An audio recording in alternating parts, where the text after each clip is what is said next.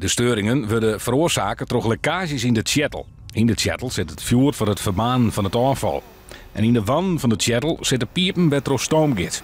Door het zoutzuur in deze stoom komt er rust op de piepen en kunnen ze stikken gaan. Met steuringen als gevolg. De afgelopen periode hebben we gemerkt dat versneld ging. Dus dat de roestvorming in die pijpen dat sneller ging dan we verwacht hadden.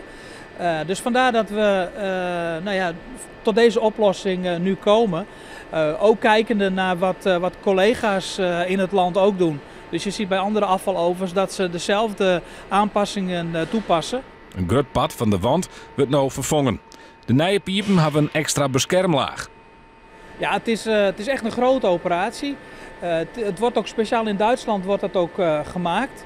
We hebben het dan toch over een kostenplaatje van enkele miljoenen euro's. We gaan dus echt 7 weken gaan we dicht om de hele wand daar te gaan vervangen met het juiste materiaal. Het afval wordt in een oors verbaand of opslaan.